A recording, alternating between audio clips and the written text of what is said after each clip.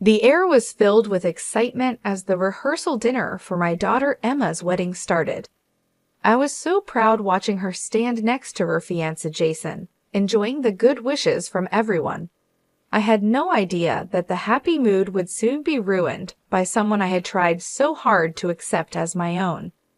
"May I have everyone's attention, please?" Emma suddenly called out, making the room go quiet. My husband Walter and I looked at each other, confused, as she held up her glass. "I need to talk about something important," she announced, staring coldly at me. "Helen, you call yourself my stepmom, but really you're just an unwelcome stranger in our lives." The room filled with gasps as Walter turned pale. It felt like a punch in the stomach, her harsh words knocking the breath out of me. "Emma, what do you mean by this?" Walter asked, his voice shaking. "Don't be shocked, Dad," she snapped. "You know she's been trying to push her way into our family from the start. I'm done acting like she's my mom. She's not, and she never will be." Her mean words cut through me. I looked for any sign of the kind girl I knew in her face, but saw only dislike and anger. "Emma, please, not here," I begged, my voice breaking. "Why not?" she retorted. "It's my day, and I'll say what I want."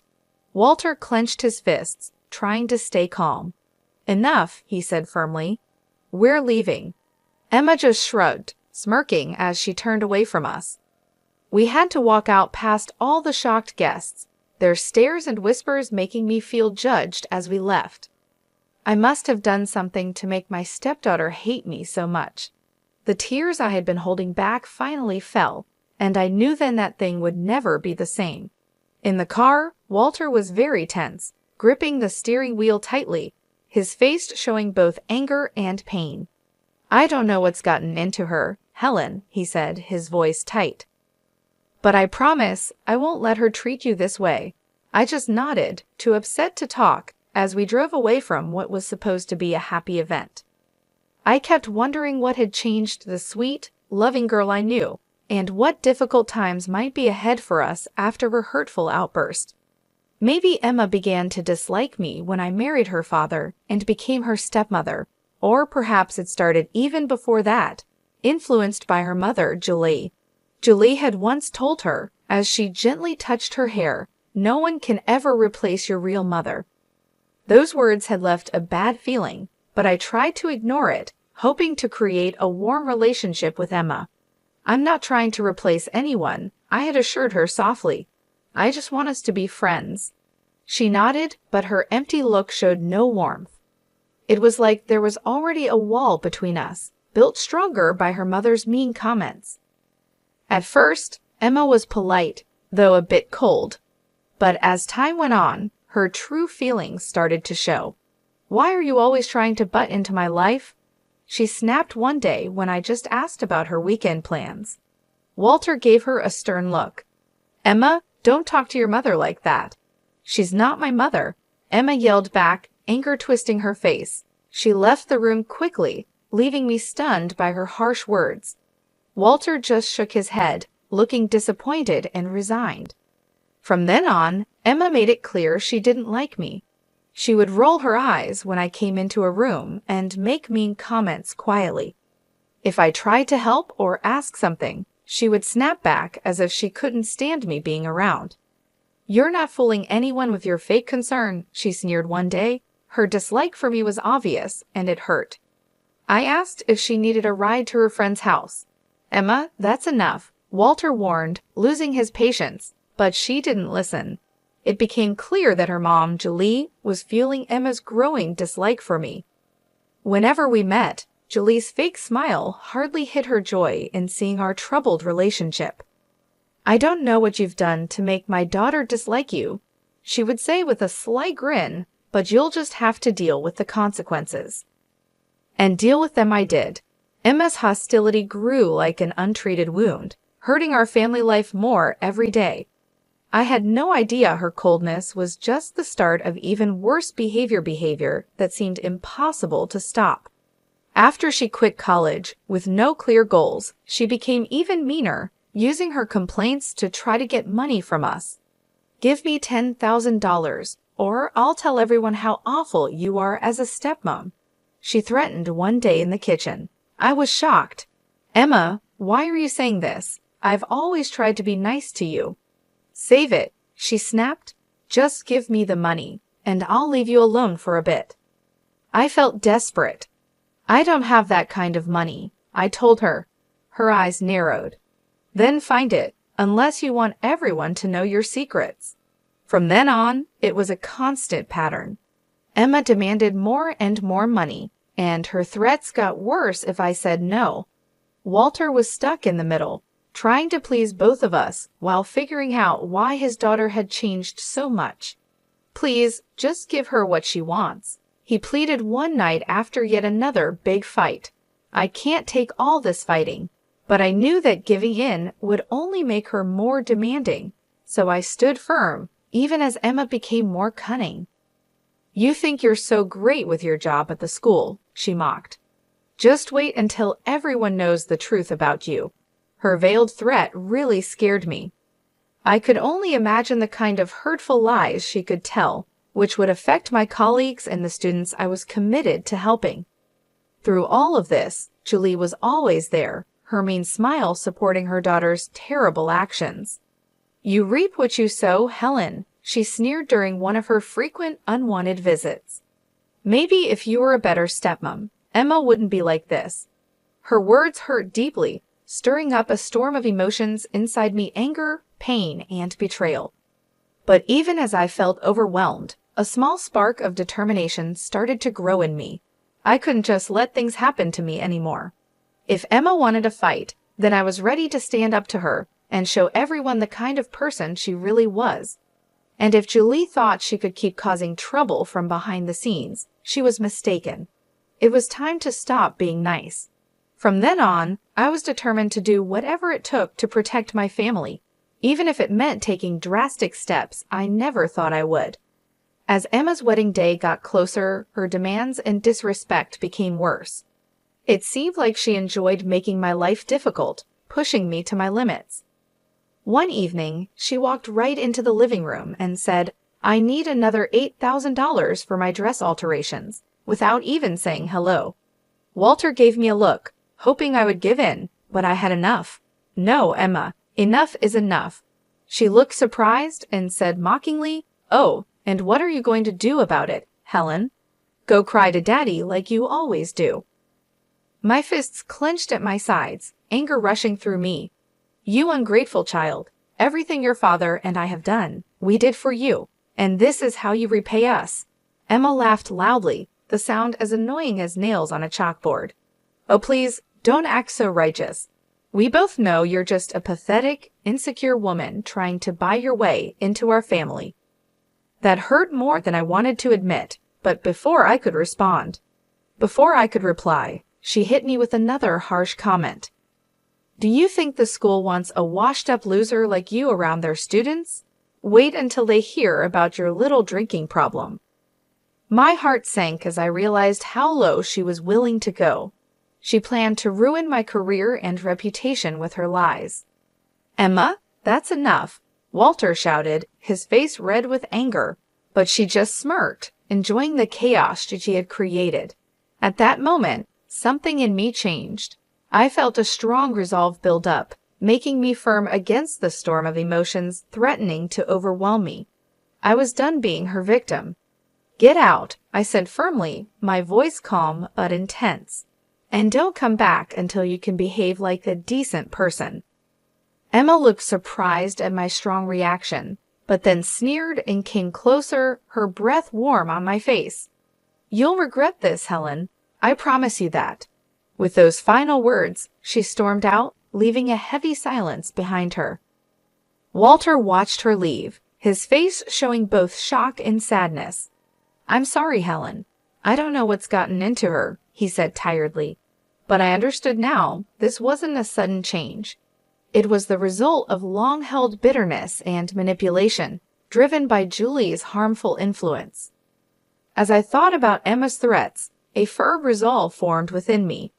She thought she could destroy my life whenever she wanted with her venomous lies. She was very wrong. If it was a fight she wanted, Then I was ready to fight back, and this time I wouldn't play by her rules. Her threats kept replaying in my mind, fueling my determination to show everyone her true character before it was too late. I knew I couldn't count on Walter. His love for his daughter blinded him to the person she had become. I had to act on my own to protect myself and our family. That's when Roger came into the picture. He'd dated Emma a few years ago, before her behavior turned so manipulative and selfish. A chance meeting at the grocery store led to a conversation, and soon things started to make sense. Roger helped me see that Emma was not who I thought she was. Sean shared with me, looking very sorry, "She lied about you and Walter."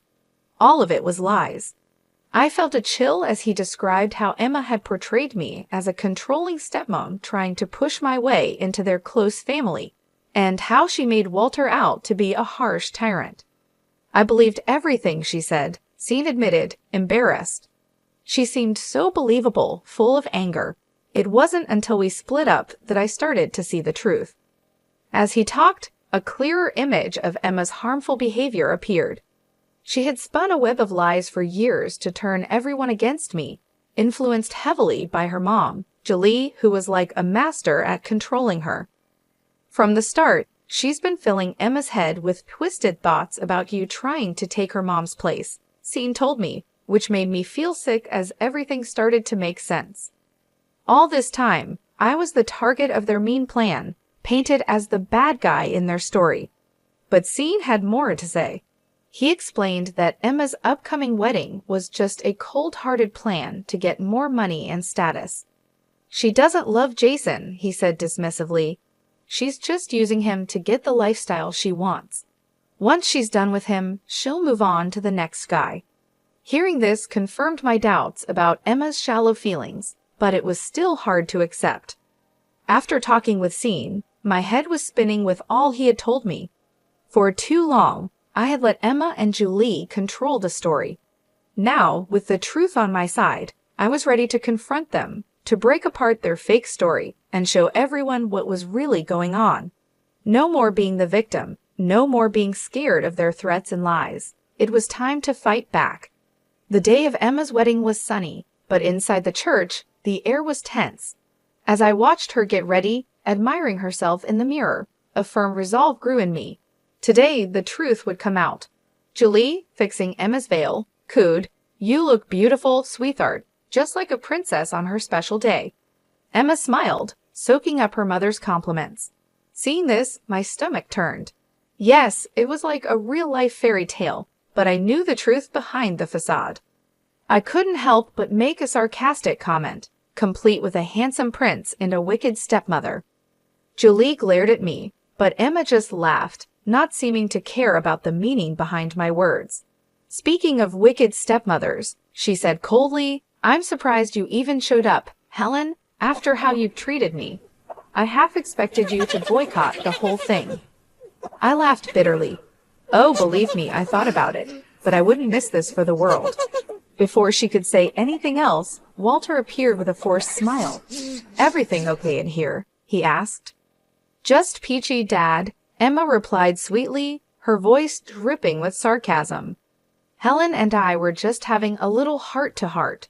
Walter looked like he wanted to ignore the tension. "Well, it's almost time. You ready, kiddo?" Emma nodded, suddenly looking excited to walk down the aisle. As the ceremony began and the music played, I took a deep breath, preparing myself. The ceremony went by quickly, with empty vows and fake smiles. But as Jason and Emma were about to kiss, I knew I had to speak up. "Stop!" I shouted, my voice echoing in the quiet church. Everyone gasped and looked at me. Emma's face twisted in anger, her fists clenched. "What is the meaning of this?" she hissed, her voice shaking with rage. Taking another deep breath, I looked at her firmly. "The meaning, Emma, is that I can't just watch you lie and manipulate everyone anymore." Julie's face went white as she realized what was happening. Before she could say anything, I continued, pulling out strong evidence that Sean had given me. This included texts, emails, and recordings that exposed Emma's deceit. For years, you've lied and turned everyone against me while acting like the victim, I announced confidently. Not anymore. It's time for everyone to know the truth. As I showed everyone the proof of her dishonesty and selfish plans, the room went silent. Emma's composure broke, and her face twisted into an angry snarl. "You liar," she shouted, lunging at me. "How dare you ruin my special day?"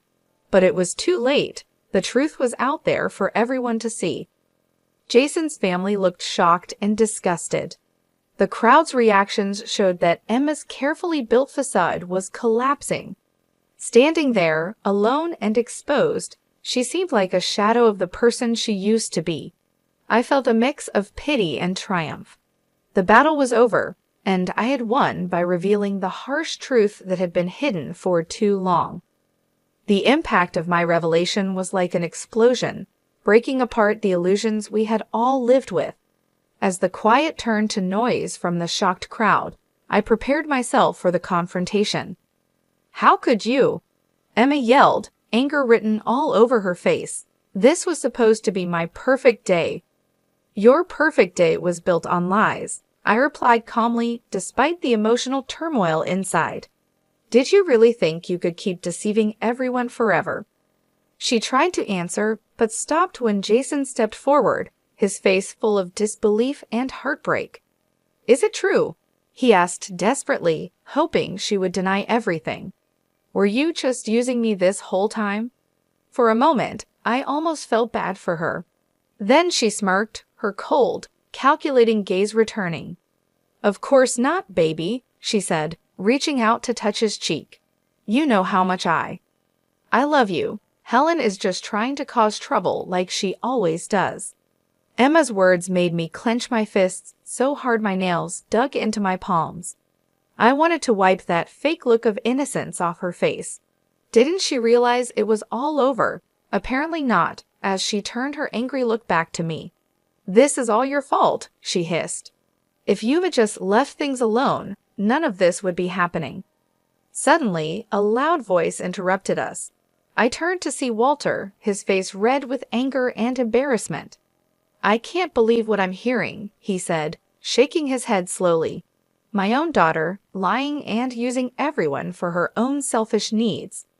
Emma tried to say something, but no words came out. For once, she was speechless, shocked by her father's disappointment. "I don't know you anymore," Walter continued, his voice full of sadness. "The sweet, loving girl I raised, she's gone, isn't she?" The room fell silent as everyone absorbed the weight of his words. Emma and Julie, her mother, locked eyes, silently challenging each other. Finally, Julie spoke harshly. "Well," she demanded, staring hard at her daughter, "aren't you going to defend yourself?" But Emma just stood there, defeated, looking smaller and more defeated than ever. With a disgusted snort, Julie stormed out, followed by Jason's family, their faces showing everything from pity to disgust. And just like that, it was over. The grand event Emma had carefully planned lay in ruins, her dreams shattered. As Jason left the church, his face filled with pain, I felt a bit sorry for him. He was just another pawn in Emma's game, used and discarded at her whim. But that feeling was quickly replaced by a grim satisfaction. The truth was out, and there would be no more lies, no more games. Emma would now taste the bitter results of her actions. In the days following the ruined wedding, chaos ensued as news of Emma's lies spread. She became an outcast in the community she had once hoped to rule. I'll never forget Emma's face when she showed up at her mother Julie's doorstep, desperately looking for help. "Please, Mom," she begged, her voice full of tears she was trying to hold back. "You have to help me. I have nowhere else to go." But Julie just looked at her with disgust and a bit of pity, her lips twisting into a sneer.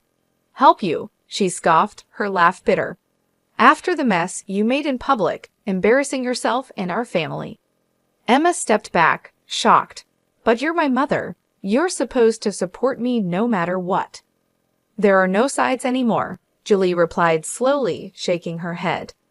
You've destroyed all your relationships, pushed away everyone who cared about you with your endless greed and lies. Her harsh words cut deep, each one like a sharp blade. I could see the moment Emma realized the truth, felt the full weight of her loneliness. "You can't mean that," she whispered, reaching out a shaky hand. "Mom, please." But Julie stepped back, her face cold and unfeeling. "I don't know who you are anymore," she said flatly. "The daughter I raised would never sink so low. You've made your bed, Emma. Now you can lie in it alone." With those final harsh words, she turned and went back inside, leaving Emma alone on the doorstep, broken. In the weeks that followed, I watched as Emma, once proud and entitled, was worn down by the consequences of her actions. The trendy bars and fancy stores she used to visit now looked at her with barely hidden contempt, whispers and stares following her. Even her so-called friends deserted her, not wanting to be linked with such a public disgrace. Through it all, Walter and I stood firm, our relationship strengthened in the ordeal of her betrayal. "I'm sorry it came to this," Walter said one evening as we watched Emma pass by, her head down in shame. "But you were right all along." I didn't say anything, just squeezed his hand. Words felt too small in the face of such a harsh reality. As things settled and our community began to recover from the shock of Emma's lies, Walter and I received a lot of support and thanks. We had helped many families and students, and now they showed their gratitude. Everyone we had helped rallied around us, thanking us for standing up to the manipulation and deceit that had almost broken us apart. In those moments of connection, seeing the true depth of human kindness and resilience, I found peace and purpose that I had missed during the worst days of Emma's destructive actions. She had tried to break me down, to make me just a small part of her own big story, but in the end, her own selfishness was her downfall. It stripped away her masks and lies, showing her true empty self. As for me and Walter, we came out of this stronger and wiser. If our experience can inspire others to stand strong against manipulation and deceit, and to value honesty and integrity above all, then maybe some good can still come from the ruins of Emma's shattered dreams.